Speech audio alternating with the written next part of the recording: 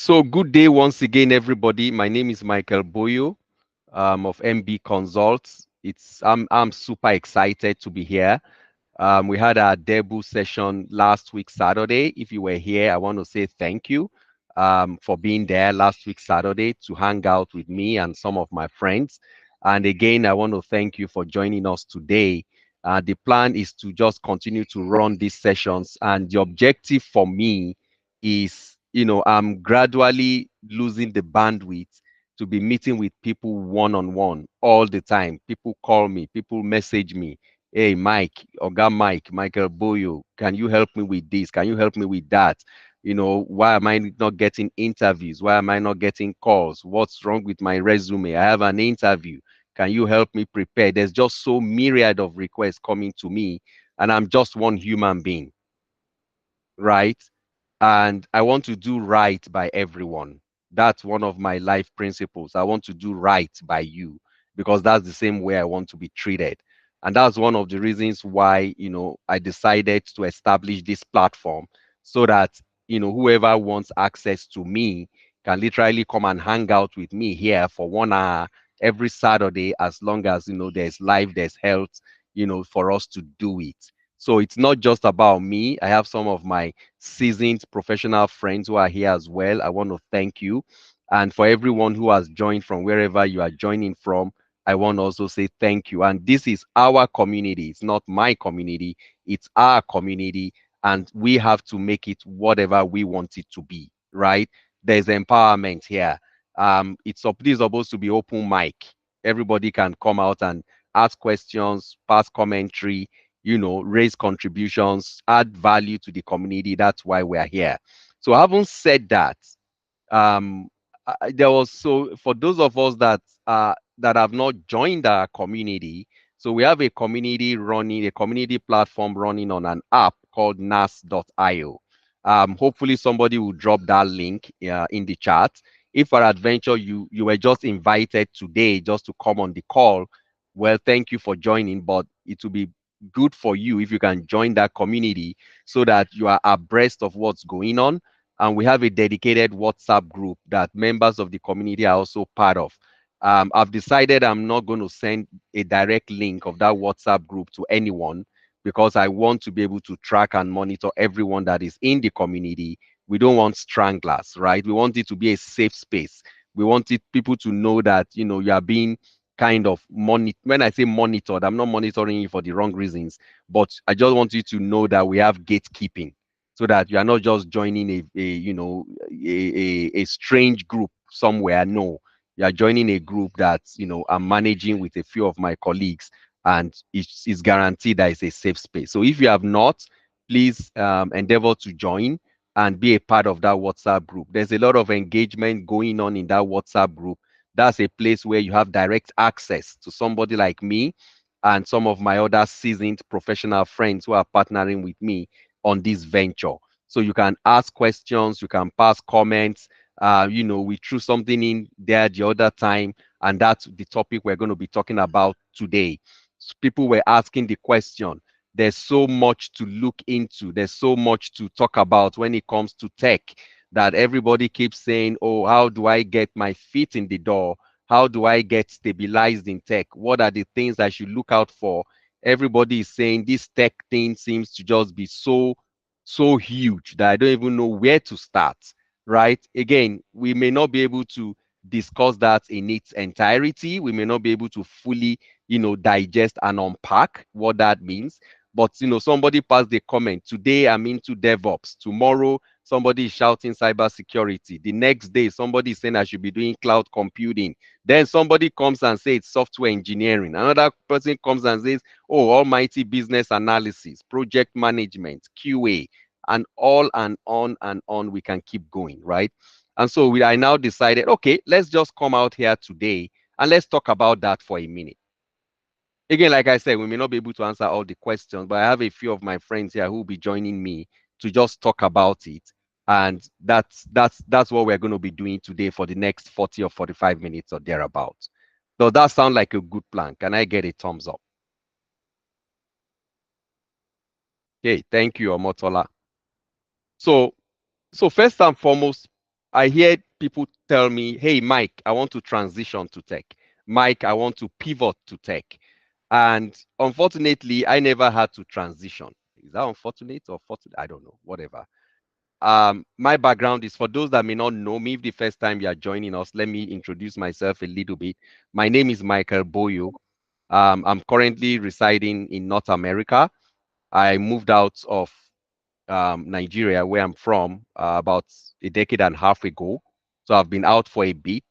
Went to Europe, worked with a global telecommunication brand, and I'm here in Canada. And I've been again working with multiple multinational companies here in Canada. My background is in computer science and engineering. Like I said, I've always been in tech for about 2.5 decades right now. Yeah, think about that for a minute. Even it amazes me at times. 2.5 decades in tech. So I do say that I've not seen it all, but I think I can say that I've seen a lot. And because of that, it gives me that rare privilege. And I'm humbled to say that, I'm able to contribute valuably to a lot of conversations around technology. And that's supposed to be our hub here. But it doesn't mean that that's the only thing we're going to be talking about. We can come out here and talk about any area of your career, and hopefully somebody will be able to answer you. So back to the topic of today, how do we get ourselves into this massive bubble that is called tech? How many doors are in the tech building, right? How many rooms are in the tech building? So let's even try to unpack that. And, I've said quite a lot now, used a lot of buzzwords, a lot of IT domains. So let me start with this, and you can put something in the chat. Write in the chat an area of tech that to you just sounds so mysterious. You just feel like, I hear it, I don't even know what they are talking about. Type it in the chat. Let me see. Or an area of tech that interests you. Just type it in the chat. I'm waiting.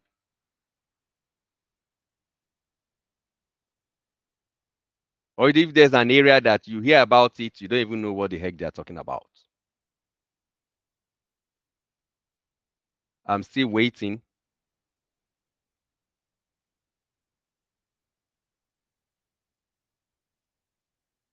Are people shy of typing?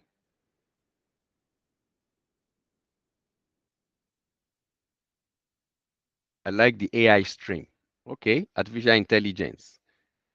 Okay. Anyone else? Can we please make this very interactive so that at least we can use that to steer the conversation?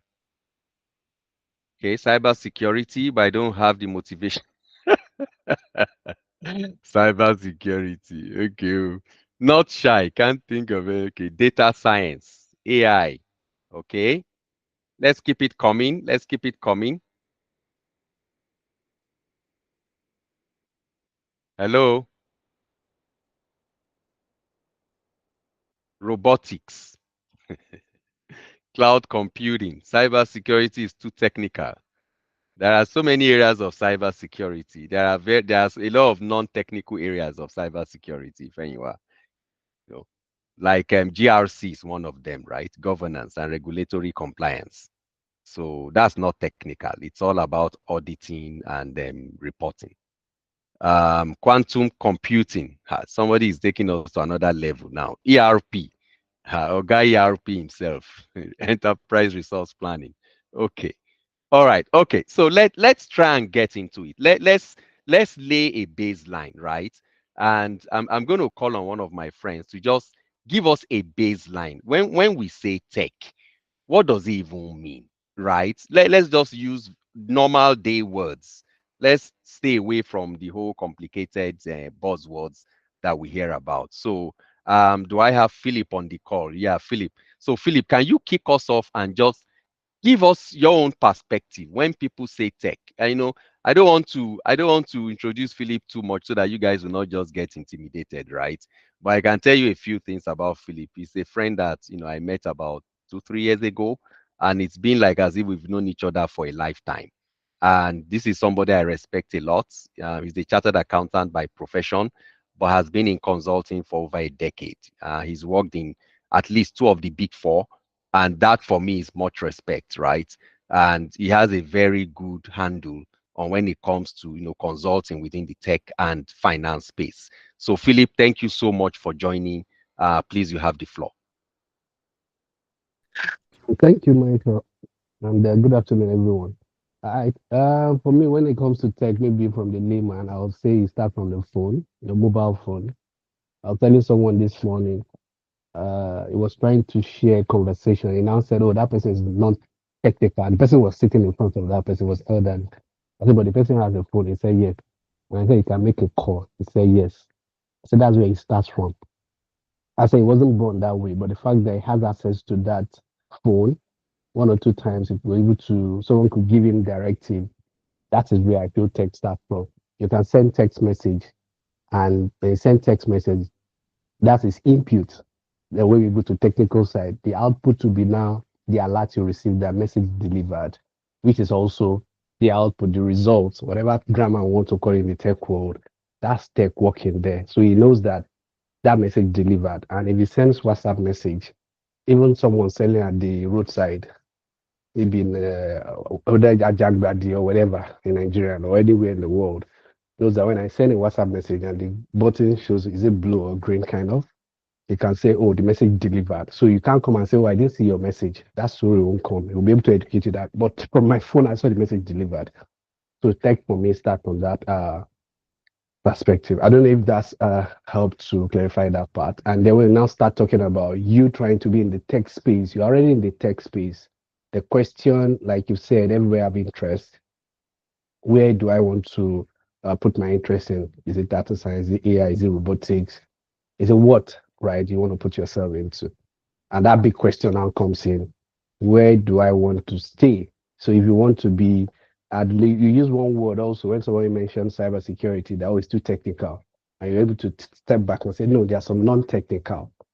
Same goes with IT from my own experience. There are some people that will just talk about governance, technology governance. Trust me, they can write a whole documentation when it comes to tech. If you want to be in that space, you'll be in that space. So you just have a basic knowledge, understanding governance. In the same tech world, I'll use in well popular Nigerian bank, we used to have IT risk. The IT risk people were not as if they're technical or they know Python or Java or whatever, but they were able to manage IT risk. So it was risk averse people.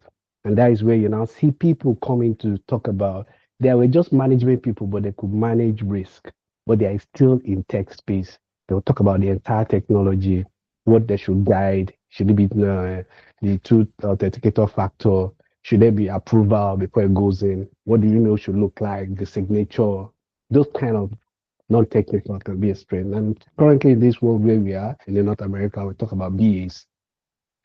You don't have to be tech savvy, but you understand the entire documentation of speaking to clients, getting requirements, and all the kind of things. So it can be non-technical in my own space, right? I wasn't like you said, I'm not a tech person, but I was more on the investment banking side. So one day I've done something on Peachtree, QuickBook then, and then I have idea on, of course, SAP Finance.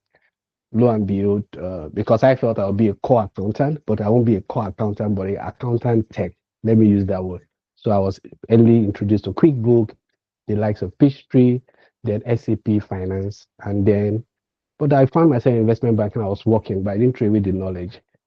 One day they just said, oh, they need someone who understands SAP, but it's from investment side that will take a lead on a project. That's how they moved me from transaction. That's what they call them in EY then. They moved me straight to advisory and I took a lead. And the bank wanted a situation, they want overall of their technology, bringing in technology to be what we call shared service policy. So that knowledge was a combined. I'll stop here, Mike, but that's my own take. Thank you. And if that can bring questions too. Yeah, no, absolutely. Just give me a moment, Tina, before I call on you. No, absolutely. And I guess what you are saying is that for someone like you with an accounting background, with a finance background, you found yourself being a key player in what I would call a fintech transformational project, right? Because when you combine finance and technology, that's what you get. It's called fintech. And for those of us that may think that, oh, okay, what's fintech? Fintech is the crossover between finance and technology. And a good example is everything we now do on online banking. That's all fintech. Back in the day, there were not online banking applications. Everybody needed to go physically to a building, which is a bank, for you to do all of your banking services. So then it was just finance, the fin part. But today, how many of you does that? How many times for some of us, we've never even been to a banking hall within the last maybe 2 years. You only go there for very critical services, right? And you don't even have to show up. You can just, log into your online banking and do most of your online banking services. That's fintech for you. But how would you be able to thrive in fintech if you don't have a finance background? So that again is an example of a domain within technology. Thank you very much, Philip, for that perspective. Tina, did you have something to say? You had your hand up. Yeah, I actually did, but I just wanted to know where Philip works, and I mean, what's it? I'm suspecting it's Philip that I know. Oh, okay. Yeah, okay. I'll go and tag him in the WhatsApp Okay, group let and, me go and and find talk him. to him. Yeah, it might be. Okay. He's a man of many parts. I've also come to realize that he has his own personal network of people that don't even get me started, right? So Okay. let's leave it at that. And but thank you.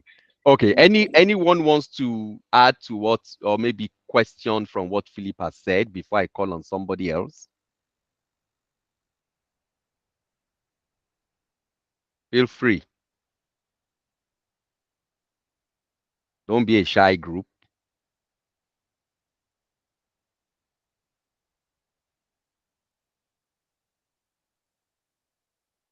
Okay. All right. I'm going to call on another of my friend. So this is John, and by way of introduction, John is also a seasoned tech professional. He's been in tech for over a decade. However, he's majorly within the Microsoft Dynamics space. So, I'm also going to, ask him to kind of lean in here and give us his own perspective when we talk about tech, right? He's not necessarily talking about the domain he is working in, but just to give us his own perspective to this myth that is called tech, especially these days that everybody say they want to transition to tech. So, John, please go ahead and thank you.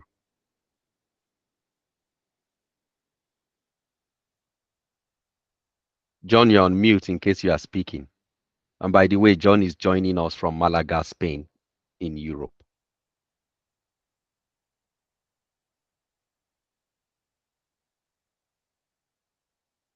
John, you are still on mute if you are speaking. Okay. All right. While we get John to sort out his audio, so let me shed a little bit more light here. So, like I was saying, that, for someone like me who has always been in tech, I've seen a lot of evolution in technology from about 2.5 decades ago, like I said. And it just continues to bewilder me when I feel like, oh, we've seen a lot, and then something else just pops up. And I'll give you a very typical example. Now, within the last 2, 3 years, there are two domains that I've seen that have become like they've just spun up into the into the into the like it has gained so much popularity. And I'll say three instead of two. Let me say three, and I'll pick on those three one by one. So one of them is data, right? Within the last 2, 3 years, data has become like, oh, it's the new norm right now. Everybody is going into data. Another one is artificial intelligence, like somebody, cited. And then the third one is cybersecurity. And I'll talk about each and every one of them, just to give you perspective. Like I said, some of you may see that I'm old school. When I was back in school in the 90s, I had a lecturer who was into artificial intelligence. I'm talking about mid 90s. That lecturer is today is a professor, but he was one of my lecturers. And as at that time, he was already studying artificial intelligence. So if you think that artificial intelligence is just something that came up within the last 2, 3 years, that's not true. That is not true. Artificial intelligence dates back even to the last 100 years. It has always been there. But it's just that it wasn't at the forefront of technology because it wasn't even well received by mainstream, in the sense that people just felt like it was this program, clandestine program, that was being used to track and monitor people. So it wasn't embraced. It was like illegal. People just felt like, how would you know something about me without asking me? So that was very weird, right? Consider it 30, 40 years ago. You call somebody on the phone and you tell them, am I speaking to Michael Boyo? How would you feel? Today, people call us and they say, oh, is that Michael Boyo? I'm calling you from. But nobody who really thinks that's weird today. 30 years ago, you would drop the phone and say, how would you call me and mention my name? How did you even get my phone number? But today, that's normal, right? Because you are talking to somebody on the phone, you are calling a customer service department of a company, and the person on the other end, the moment your phone number comes up, your entire profile is coming up. They know exactly where you live. If it's a banking institute, they know exactly how much you have in your bank account, right? Regardless of what industry it is, they have minimum information about you to have a very engaging conversation with you. You think about that for a minute. If you were 25 years ago and somebody was to do that to you, you are going to be very uncomfortable. That's AI. It's not new. Then let's come to data. There's no serious organization in the 21st century that has not been using data in one shape or form. Again, in my very first job, I started working post-qualification the year 2000. I was using Microsoft Access back in the day to develop custom apps, to manage data, basic things. We're just developing, and because I was in IT, so we decided that, okay, let's develop an app to triage, not triage, to capture IT tickets. Instead of people just sending email or sending something in a spreadsheet or whatever. So myself and my colleague, we just said, let's just do a small app, which today is very simple. You can do it using things like even Salesforce. You can do it using things like SharePoint, Power Apps in Microsoft.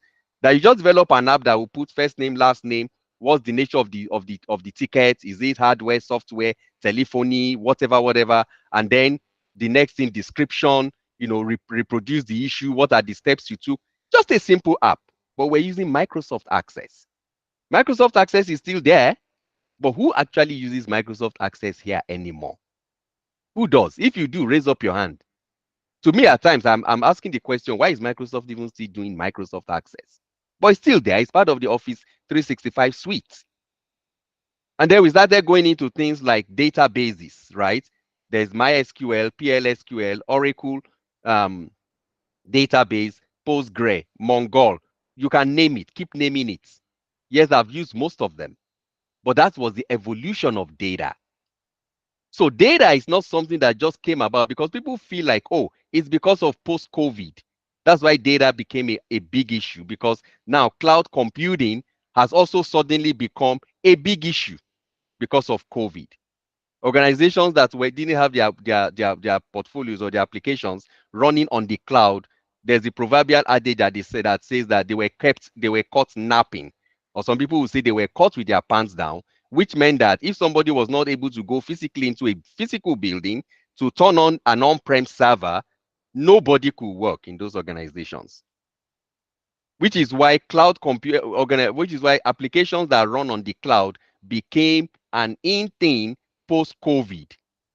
And those that didn't have cloud versions of their applications, what did they do? They started coming up with cloud versions of those applications. That's when people will feel like, oh, cloud computing is new. Again, cloud computing is not new. It was just it was just exponentiated just because of the COVID era that we all went through. So data, like I was saying, has always been there. It has always been at the forefront. Back in the day, it was called big data. And it's still being called big data now. But it's just that today there are so many branches of data that you can go into: data analysis, data science, data analytics, data this, data that. There's so many branches but it has always been there. Then the third one is cybersecurity.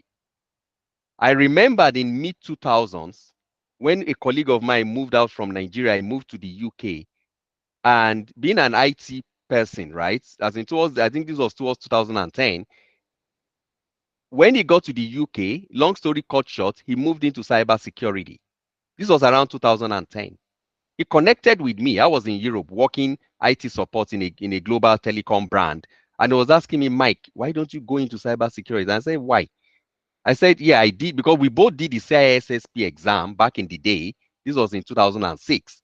And no, sorry, 2008. I didn't pass. He did pass.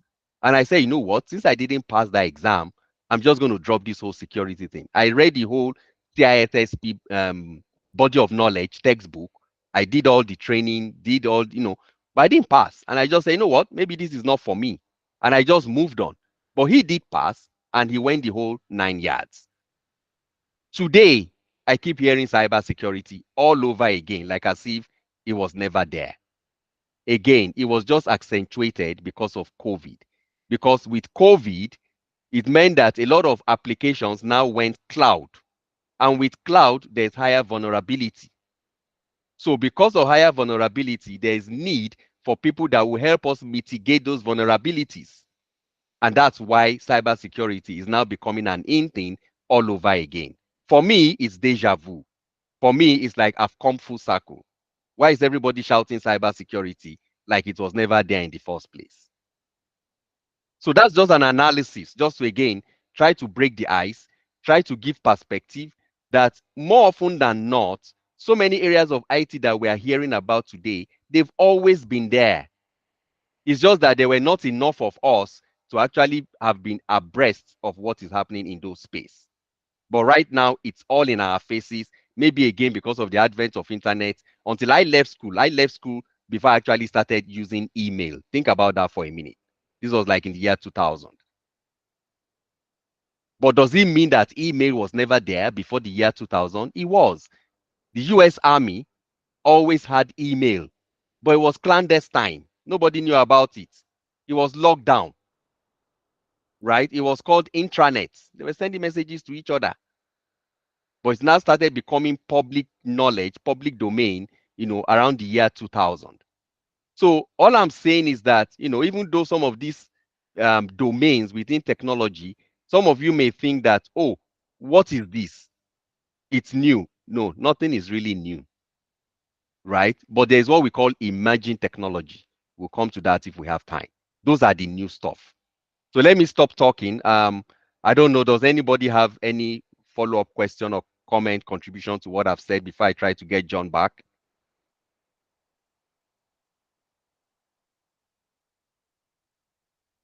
Hello? Or did I lose you all?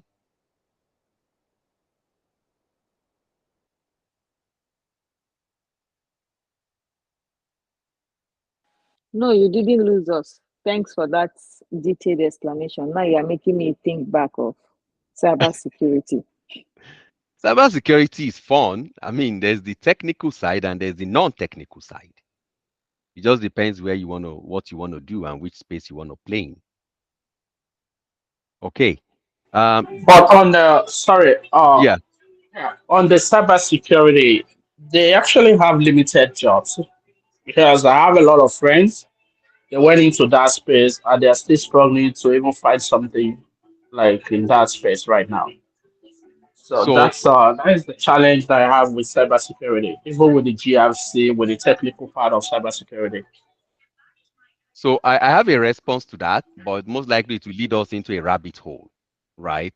So I'm going to keep my thoughts and maybe in another session, I don't know, we can come to that. But yes, I agree with you. And that's not just about cybersecurity. I have a very short slide deck I will show towards the end, just to kind of give perspectives why we are seeing things like that. That's a symptom, not the root cause in itself. And it's not just applicable to cybersecurity, if you understand what I mean. Okay, Philip has his hand up. Maybe after John, I can now speak to that part of employment gap, my Okay experience. then. Yeah, Thank you. you. Thank you very much. Okay, John, are you ready now? Okay. Yes. Yes, Michael. Can you hear me? Yes, I can hear you. Okay. Thank you. Good evening, everyone. Sorry, I was kind of in elevator that time that you mentioned my name. There. Oh, okay. Okay. Um, what can I say? Technology. Okay. Um, there's a lot to actually say. Okay, let me just try it up a Start from little like somewhere. okay, yeah. Okay, so the reality is that every business now is driven by technology. And one of the things I always say when I'm privileged to is any experience, any prior experience that you have is big value when it comes to tech. So that today you do not know or have some experience with some tech applications or some processes, technological wise, does not mean that any prior experience that you have. In fact, I once joined a session, it's for women too, where someone was saying that, in fact, the fact that you are married, you have one or two kids, that alone qualifies you as a project manager. The only difference is the nomenclature, the use of what in that industry. So what I just want to say a little is whatever experience that you have with the right mentorship, with the right guidance of people to direct you in what you need to do, the right path to follow, you'll be amazed at even what you as an individual can do. So technology is not the future, it's the life we are living now. And any experience that you have before, I tell you, it can be converted to what is needed in the marketplace. Is what you just need is the right mind, the right people, the right community, right, to give you that information on how to go about it. And even you yourself will be shocked at it. You're like, no, this is what I do on a normal day, right? It's just how to. So that's just a little I'll just drop here. I believe there's a whole lot more that we'll have time to talk about. Thank you. Thank you so much, John. That your analogy, I don't know what to do with that analogy. That if you have a spouse and you have one or two kids, that just promotes you to being a project manager. I'm not sure that you can use that to look for work, but yeah, but I hear you, right? As in, and even people always say that what's the hardest job in the I world? agree with him. That's what I wanted to Same corroborate here. right I now. agree. That the hardest job in the world, they say, is the job of being a mother or being a mom, being a wife at home. That they're always multitasking, right? That's just the hardest job in the world. So I agree with him as well, and I can relate. Okay. So any before I call back on Philip, anyone else wants to say something, contribute to this discussion? Please feel free to chime in. Hey, you people, when you start calling me after the call, I won't pick your call. Oh. Don't come and be I asking me side questions. I'm coming, Juliet, because that's what people do. The call will finish now, and then I'll have 3 or 4 people calling me on my phone. Please, let's not be doing that. This is where to talk. Let everybody learn together. And I think I will stop answering people's calls because that's what happened last week. I ended up spending like another 1 hour talking to about 2 or 3 people after the call. Let's talk here. This is a safe space. Thank you. Mama, your hand was up first. Yeah, thanks, Mr. Mike, for this session. So I really want us to discuss the question that was asked, like, yeah, cybersecurity, no jobs. As much as I am not into it, I am seeing that, and I am seeing opportunities there. Maybe it's only me that sees opportunity where people will be seeing something else. And when I say I'm seeing opportunity, I'm not looking at the technical aspect. I'm looking at the like risk compliance management aspect. I am seeing a lot of opportunity there. Having been in non-profit space, I'm seeing that they are lacking that and they need leadership in that space, especially to push them forward. And that is why my interest went there, not to do the technical work, but to do the management aspect and kind of leadership guidance and all of that. So I would like us as we are discussing this, get people clarity on this issue of job, like identifying your niche, and then how does it relate with the current market trend. Yeah, there might be not so good current market trend that we are seeing, but there are those inner discussions that sometimes we are not privileged to, that maybe for me, for instance, I happen to be in the meeting of meetings to be privileged to those kind of conversations with top non-profit CEOs and all of that. So how do we tap into those kind of things? Then I realize that there are a lot of jobs that are not being announced, even if they need people in those roles. So how do we tap into those kind of things and make things happen? That's just I don't know if my thought has No, been that's collective enough, but that's just yeah, what I it wanted to it say. has been. It has been. It's just a lot to unpack. It has been. Let me hear from a few more people. So I've taken note of what you said, and thanks for that contribution. Ade, you had your hand up before I call on Tina. But Ade, yeah, please go ahead. Yeah, thank you very much. I think I will hold off on my question because it's not pertaining to what we're talking about right now, and I don't want us to lose focus. But it's something I wanted to ask Philip. So maybe if Okay. we Yeah, finish this we're able session, to. Yeah. Okay. please. Thank you. Tina, is yours in line with what's going on Yeah, now? yeah, yeah, yeah, Okay, it please is. go ahead. All right. So I just want to respond to what the person asked that in terms of jobs and no jobs. I remember Mm-hmm. when I went into project management, the first thing they told me, it's saturated, everybody is like pure water, everybody. And that really got me discouraged at the time when I started looking for work because I told myself that there was no job. I wasn't seeing the job. So when I changed my mindset, I started looking at I am in Edmonton. I wasn't just looking at Edmonton alone. I started looking at even outside Edmonton. Then all of a sudden, I started seeing roles. I changed my mindset. And when I started job, I got two job offers. Then I set up. We had like a section where all of us job seekers, and we're like almost 15, and all of us got a job as project managers. So, and you're still saying that there are no project manager roles. Business analysis too, the same thing. I have friends that, in fact, if you want to say, every Nigerian business analyst, but people are still getting jobs. I have a friend that just went into cybersecurity. She went like 4 months ago. Last week, she just got her first gig. So I want to believe that this is a mindset. I'm not saying that there are some areas that more you see them looking for, but the ones that you think they are not looking for, if you tell yourself that they have. Why is it that when you have you start a class, you start something, that's when you see almost everybody in the world doing it?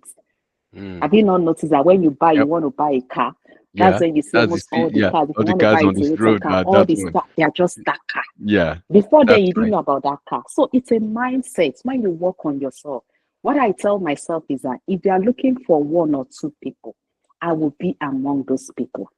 Mm. I remember I was totally discouraged with project. I was like, who has been to do it? When I did Scrum, so the same thing. They're like, how can you do Scrum? How many Scrum roles? But I got Scrum role. I got a job as a Scrum Master. Project management, so I started thinking, oh, everywhere project. But I got. So it's what you tell yourself. That is what you see. So let's change our mindset and you see that things will change the way it will be happening to us. Wow. Thank you. That's no, thank you so much, Tina. That's phenomenal. And I think I'm learning from that as well. It's just that, I may not be as aggressive as so many other people on the job hunt. But again, my general response to job availability and all of that is that yes, are there jobs? The answer is yes. Are the jobs competitive? 1000%. And why is that? Is because there are more people looking for that job than the jobs that are available. So we only need to correctly word the sentence, there are no jobs. That's not right. There's that if there are no jobs, nobody will be getting job, right? And we can all agree that somebody will still get a job on Monday, another person will get a job on Tuesday, right? We can all agree. So saying that there are no jobs, that's not true. But we may now say job to candidate ratio. That may be like 10 to 1, 100 to 1. You can put whatever ratio, but nobody is saying there are no jobs. Now, the question then is, how do I get the job that I'm looking for?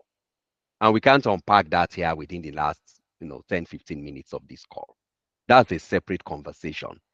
And to quickly answer to what you were saying, Juliet, in terms of how do we get visibility into some of these jobs? At the end of the day, someone had once said that the amount of jobs you would see online is barely more than 10% of the true jobs that are available. And I'll use myself as a perfect example.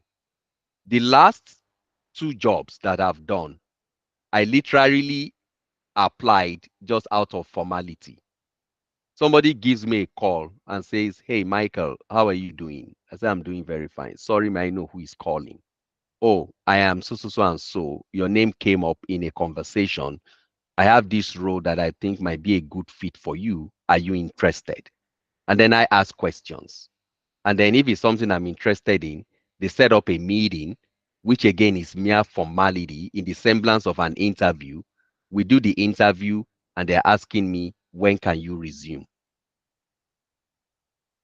And so when I tell people that I don't attend interviews until I'm about 70, 80% that I will get that job, people feel like, how do you do that? It's because I was actually referred to the job. It's not like as if I applied. No, they called me before I applied. Now, it's not arrogance, it's grace. So don't get me wrong. Right? But what I'm saying is that how would somebody else who had applied for that job, how would you ever get that job? And then the person will go away and say, "Oh, all these jobs, they are just scam." No, they are not scam. Right? Somebody was in an interview recently. I mean, we did interview prep for this person. What's today? Today's Saturday. I think that was on Monday for the second stage. And he was contacted after that he will come and meet with the team, which is supposed to be the final stage. And this is not the one that was in the WhatsApp group. This is another person. Now, I woke up on Thursday morning. The candidate sent me a note of a message the recruiter sent to him and said, "Oh, sorry, the hiring manager decided to go with someone else. You were a very, serious candidate, and we look forward to working with you in the future." And I was sad. Now, what do you think happened? Your guess is as good as mine. Right? Within the space of 24, 48 hours, a high-flying candidate became a no candidate, and somebody else was hired. So I can't tell you all the answers to these things, but there are a lot of things happening back end, back office, how people get jobs. The job I recently did as well, the project manager was a friend from a previous gig. He was the application owner in that gig. And when he needed a role, to fill a role, he just called me. I was on another engagement and I said, "No, I'm not interested." And he said, "Really?" I said, "I'm sorry. The project I'm working on right now is the first of its kind in the entire North America." I said, "I want that on my resume." And every recruiter in my city kept calling me for that role, because as he was calling the recruiting agencies, they were calling me. And at some point, I had to tell him he needed to stop telling those recruiting agencies that he's looking for somebody for that role. But long story cut short, I went to join him. Just again, he's one of my standing mentors and references for any time I have a job. So I went to join him. Again, I had an interview, one interview. And the interview in itself was formality. Right? It was just to check a box. So is there employment gap? Yes, there is. But are there jobs that are valid, legit? Absolutely yes. Now, but why you are not getting them or why you are not seeing them, that's a whole different kettle of fish for us to unpack, right? There are so many reasons. So I will stop talking there. And Philip, I think you have something to say. Thank you very much, Michael. Thank you for that, Mama and Tina. Uh, so my take when it comes to job is, I started with the conversation of you really knowing what you want to do. I think Mike, John was able to emphasize on one particular area I wanted to look into. That is starting from where you are. Let's start with the fact that maybe you're a non-profit, you work in a non-profit organization, or you work in a manufacturing organization, or you work in a bank, or you work in health sector. I think that is a very big plus. Because for every organization that wants to hire or employ anybody, they don't start from the technology. Like John said, I'll try to use those, refer to some of what people who have spoken. We are in a technology age. So for every industry, they want that technology to solve their industry issues. They will not go and hire a computer science person. Trust me, computer science person is not in that space. They want someone who understands the health system.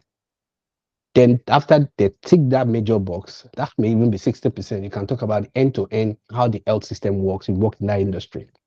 Maybe way back in Nigerian hospital or a pharmaceutical company, or you work in a manufacturing company. You understand how the entire chain of raw material, inventory, down to everything it works.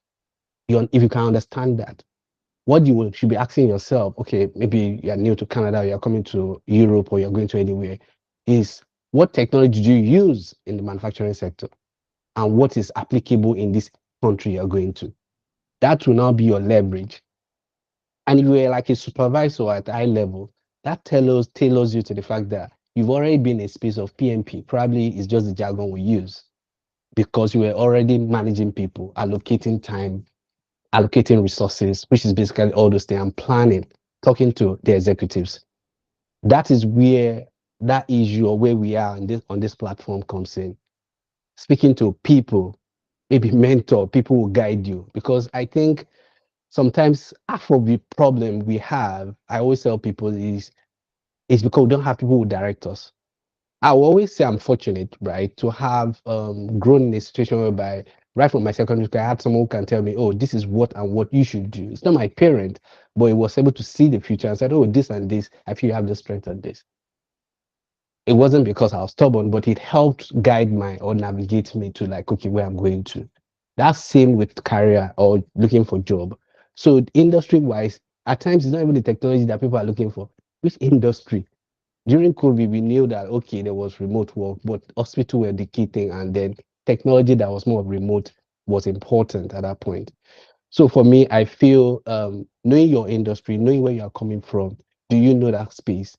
If you are doing manufacturing, why don't you stick to something like and you do manufacture? Maybe you're an accountant manufacturing person, rather than going to say you're going to maybe Microsoft Dynamics or going to any other thing. Maybe there's some application that I know personally. Maybe you talk to somebody and say, oh, why didn't you do Rootstock? Trust me, you will know faster than someone who studied computer science who is coming to understand manufacturing. They understand the technology because it's a technology differently from SAP, from PeopleSoft, from Microsoft Dynamics, from Oracle.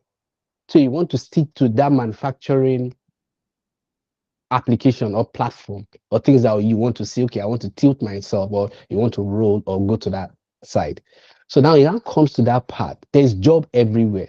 Yeah, economically, yes, there's high unemployment. Don't get me wrong.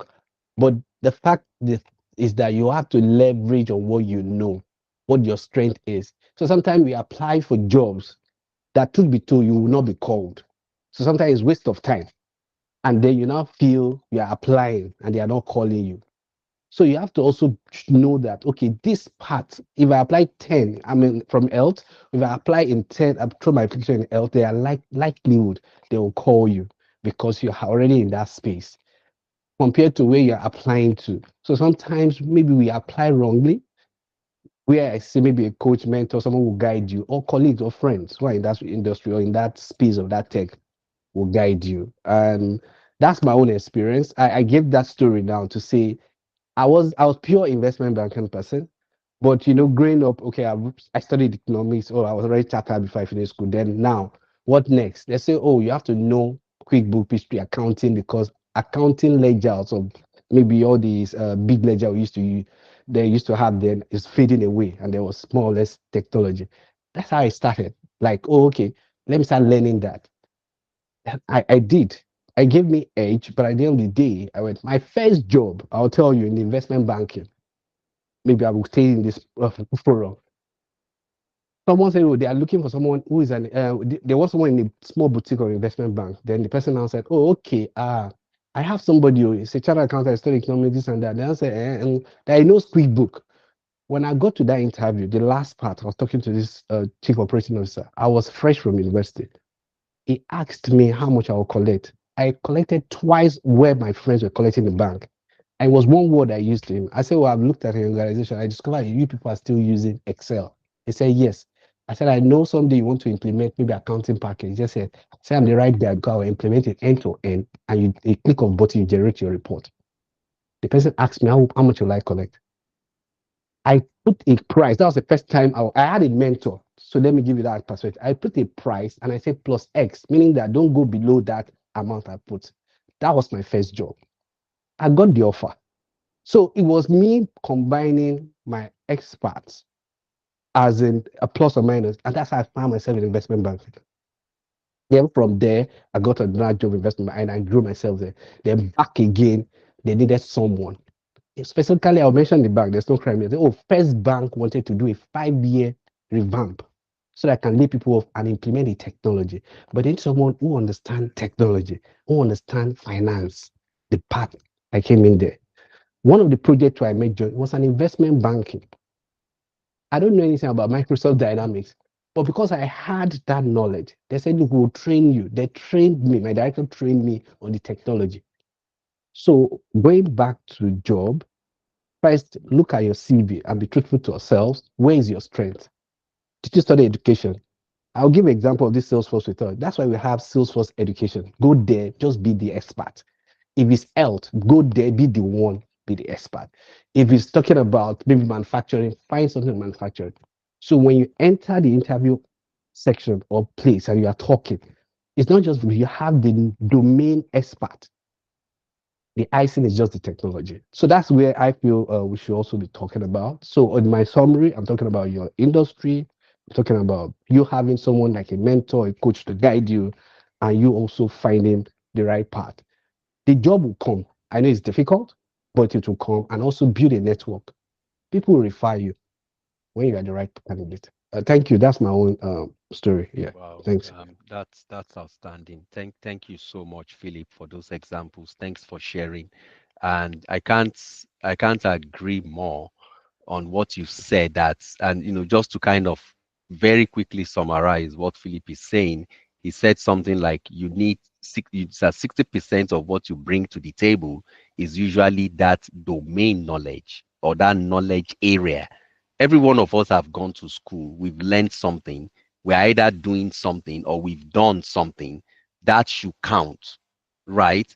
And then when we talk about all these tech, it's just basically that extra, that remaining 25 to 40% that you now need to kind of figure out, what that exactly is. Because you see, again, I tell people when they come to North America, like when we are coming from back in Africa, where people may say, oh, I can't go to school because I don't have funding. I can't do this because I don't have funding. Funding seems to be the biggest issue. But when you come to North America, funding is no longer an issue. Yes, you may say, Michael, how come? Yes, you can borrow money to go to school. Yes, you can borrow money. That means you can actually go to school. But the question is, what do you want to go and learn? It's also very important. You know why? No matter what you learn, it's going to cost you time and money. No matter what you learn. So do you want to learn something that at the end of the day is going to be time and money down the drain? Because it can be. I've seen people go into a diploma program halfway through, they just opt out. They say, oh, it's too hard. It's not for me. But you've already lost that time and money. And that is where mentorship, coaching, that's where it comes in. And that's one of the core values of this platform, that we have mentors, we have coaches that you can interact with to provide that level of guidance. That's that's another one core value that we are providing on this platform. So on that regard, you can reach out and we can figure out how to help. right? I have too many stories to count, and I can't even start here now. And I would hopefully be, dropping them in. Someone like Philip has been with me on several sessions, interview prep, resume review. I have other friends here that have been with me. I have some of my mentees here, and all we are saying is that don't repeat a mistake that is already known. Like I did say last week, you can't be going in the wrong direction no matter how hard you try, and you are just miraculously expecting that you arrive at the right destination. That is insanity, right? You don't need to pray in anybody's name. You're not going to arrive, full stop.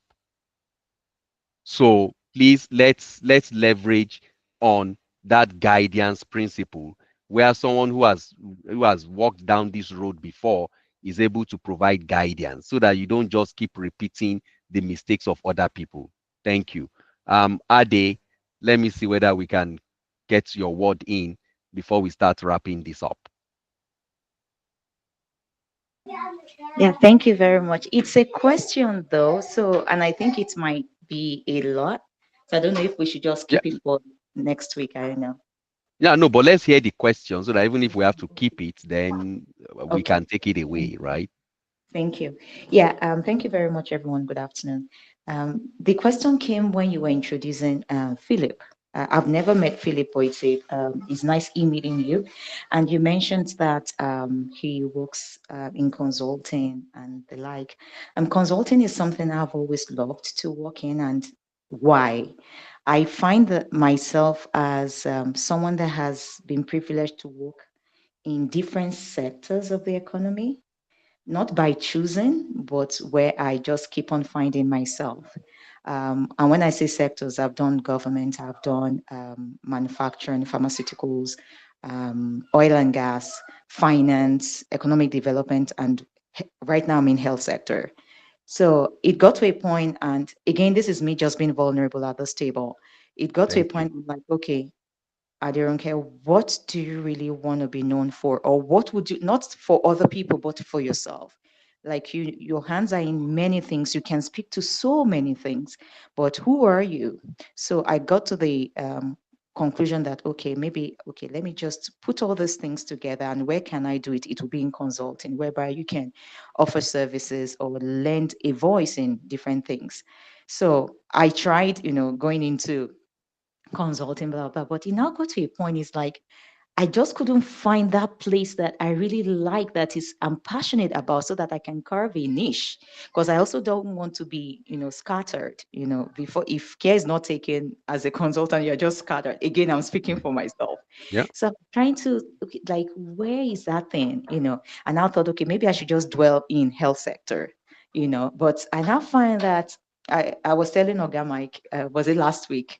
I found a PM role in health sector, and it's like exactly what I currently do, but I'll be doing it in a different space, not in private sector, but public health, like health sector with non-government, right? Something like that. And everything went so well. The phone, the first stage, the second stage, it went so well. And the last thing I heard was, oh, sorry, you interviewed so well, you did this, well, but we decided to go with someone that has work experience in the space. And the first question I asked myself was, what is work experience? You know? And I remember I only shared it with Mike Boyo because, we talked to that extent. So I now started asking myself, so if I cannot land something in something I'm currently doing, and I'm trying to pivot into IT, are you sure you're not shooting yourself in the foot? So why am I sharing all this rigmarole? I know I love consulting, but Oga Philip, maybe this is where you come in. Is it really possible to really, okay, hone down into consulting, into an area in consulting? Or you just have to, consulting is still the same thing, like you need to know something about everything so that you can lend a voice. Right now, what is on my plate is I want to learn, add AI. I want to go into AI stream, and I'm sure you guys have seen it in my chats in our group, because I find that if you are first in the pool, it also gives you that first mover advantage. I've seen that even when I did Salesforce training. So I'm like, okay, let me do, not because everyone is doing it. I think I love it. I want to learn it. I don't know it, but I want to just learn it. And, maybe that's where I want to carve a niche, and maybe that will work. So That's my rhetorics. That's me. No holds Mm. barred. I just want to Yep. hear what you So guys think. Thank appreciate you. that. Appreciate that. I think we can just spend another 5-10 minutes and then maybe we'll continue to unpack it. So Philip, you're on the hot seat right now. Thank you for passing up on me, Ade. So I don't have to say anything. Yeah, No, you Ade, can say thank you so something. much. I'm not But my, restricted to speak. yeah, I think we can't finish the discussion. We'll move it to Yeah, next week. But I'll just yeah. say, my experience from consulting is the beauty about consulting is as you grow old, you don't want to be in consulting. If you want to be in consulting, you want to be a partners, a partner or the senior manager doing the marketing side. So the beauty about consulting is that there's nothing like I cannot do. Like I want to, like like everything is possible. So when you say consulting is like endless. So there's a story they normally tell me. One of the commissioner then I remember in the north. So then I was serving. Then he asked me a question. So what do you want to? Which sector do you want to? I said, oh, I want to be in consulting. And I said, okay, and I'll give you that story today. So then we go to where they sell parrots. So there's a big parrot. They say, how much is this big parrot? They say, oh, this one is $2,000. He said, oh, okay. And I moved to another one. They say, oh, what can he do? Oh, they say, oh, that one can listen and act the way you act. He moved to the second parrot. Then asked the parrot and said, oh, this parrot, how much is it? They said, oh, it's $4,000. I said, but it doesn't look beautiful or big like that one. He said, yes. This one, when you say something, it's going to repeat after you. They say, oh, that's fantastic. He now went, he now saw another one. This one was so small or whatever. So he smiled like, oh, this one will not be more than 1,000. Say, how much is this? They said, oh, this one is $12,000. He said, ah, but this one is so small. What can he do? Say he can do everything. He can talk, he can act, he can do everything. So you say that's consulting. So in consulting, you can do everything. What am I saying? It covers all the sector. Now, when you're in consulting, so they can now say, okay, like I use that word, the technology, they'll put you in one in technology side, or they'll put you in one department. They will now say, if you will notice, when you start growing as a consultant, they'll now say subject matter expert in health.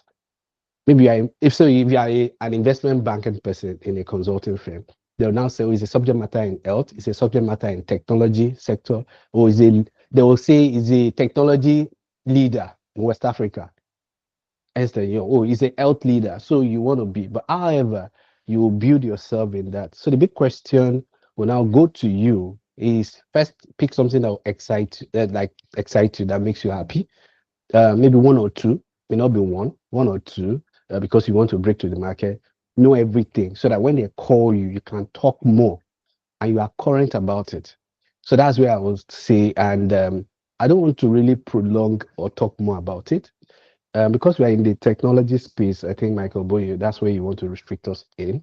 If you notice one thing, for all this technology, both ERP, CRM, and maybe other small technology, you discover that they try to create a niche for themselves. So there are some technology they'll just say for small business owner. They'll say some technology is for payroll alone. They'll say, oh, this technology is for, when they say payroll, that's HR. So as an HR person, you should be able to know that technology if I were in that position. There's some technology, they now say they are like, okay, I'll use Salesforce. Okay, I have Salesforce. Oh, Salesforce is like everything. We are not even this, so we are everything. Meaning that Salesforce have health, Salesforce have financial cloud, Salesforce has this. Salesforce, so you want to also read that part. They are like consultant on their own too. So I think in the consulting space, you have to do everything. Consulting doesn't stop you anything, but when you want to go in like a subject matter, old one story you want to tell the person. And when you talk about it very well, it's convincing. They know that, oh, we've seen somebody that can speak to clients. They want the client to talk. So where I currently work, I got a deal. The client said, I only need one technology. I have a problem with. He said, what? They say it's financial cloud. That is financial force, it's Centennial. If I have somebody that can do that, I have a budget of $500,000. If I can hire the person, I'll pay 150,000. It can work with Centennial and work with Salesforce. And lo and behold, in our organization, we don't have anybody that has that. So imagine someone who has Centennial. My boss will just take the person, will employ the person to go and speak to that. So that is how consulting work. You don't want to reject work, which I believe they are working to find somebody that will speak to that face with that client. So sometimes he's your expert. So I'll stop there. Thanks, Michael. And then John, if you Thank want to you. add something to Thank you that, so that will be much, fine. Philip. But Yeah, I was knowing just that you work I in was just consulting, laughing in the background. I'll yeah. respond to what you've said next week. John, so Ade, does that help? And perhaps maybe you need to connect with Philip. Maybe you need to book Philip Yes, I so that he agree. can answer your But questions the more answer in is good. details. Yeah. Yeah, but I agree that it's extensive. That's why I didn't want to bring it up today. Yeah, Thank you no, so much. we can continue to unpack it next week, and that's something to talk about. But thanks for bringing that up, and thanks so much for sharing, Ade. Okay, so we need to start wrapping it up here. I just want to once again thank everybody for joining. Do not hesitate to start, you know, to invite your friends that you believe would benefit from these interactions that we're having, so that more people in our community can actually be part of us. Again, I see somebody saying, how do we join the group? So you need to join using the community platform app that we are using. It's on nas.io. Once you join that community, then you have access to be able to join the WhatsApp group. I find that some of us are in the community, but we are not in the WhatsApp group. So please endeavor to join the WhatsApp group. If you don't know how, reach out to me I don't know except if you don't have my contact, but I want to believe I think I know almost everyone on this call right now. But click on that link and you should be able to, to join the community. I want to again appreciate everyone for joining. Let's continue to engage in the WhatsApp group.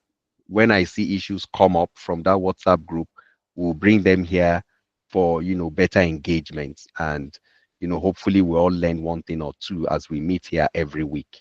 So I look forward to meeting you again next week, same time. And please come up with your questions, with your comments, with your contributions. I really do appreciate it. And don't also forget that there is room for mentorship, there is room for coaching. And if peradventure you are part of a group that you feel like, would they benefit from what we have to say? So either myself, some of my friends who are here, who are also seasoned professionals, do not hesitate. Ping me. I can come and, myself, Philip, John, whoever I bring along, even Juliet. Juliet is a non-profit professional who has been in non-profit for over a decade. And I say that right back from Europe, and then she came to Canada. So we have seasoned professionals who can actually speak to, different subject matter areas as relating career evolution. So if perhaps, you have a group of people that may benefit from what we are doing here, I don't mind. I can get myself or some of my friends. We can come and facilitate those sessions for free, just to let them know that you are part of that community and we are here to help. So once again, thank you. I look forward to seeing you again next week. And God bless. Happy Thanksgiving to those of us in Canada. I hope that, we'll continue to enjoy the good things of life.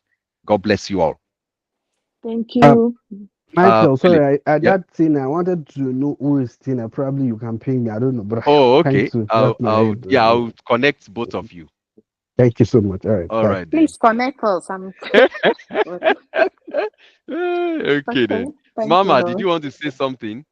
Okay, she left. All right. Thanks so much, everyone. And bye Thank for you. now.